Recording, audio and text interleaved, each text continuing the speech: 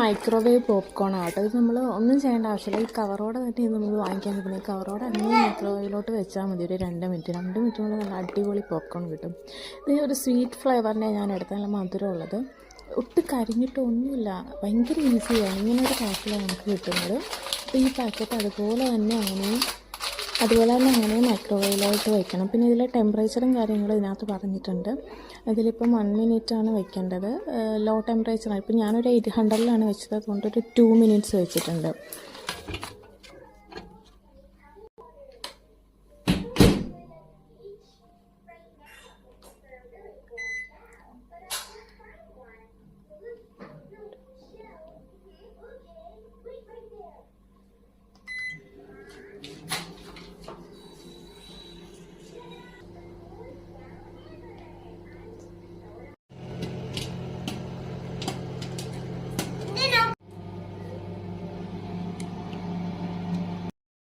Two minutes കൊണ്ട് നല്ല അടിപൊളി പോപ്കോൺ റെഡിയായി. ഇതിന് പാത്രം കഴുകുകയോ അല്ലെങ്കിൽ വേറെ പാത്രം എടുക്കുക അങ്ങനെയൊന്നും വേണ്ട. കുക്കർ എടുക്കണോ അങ്ങനെയൊന്നും വേണ്ട.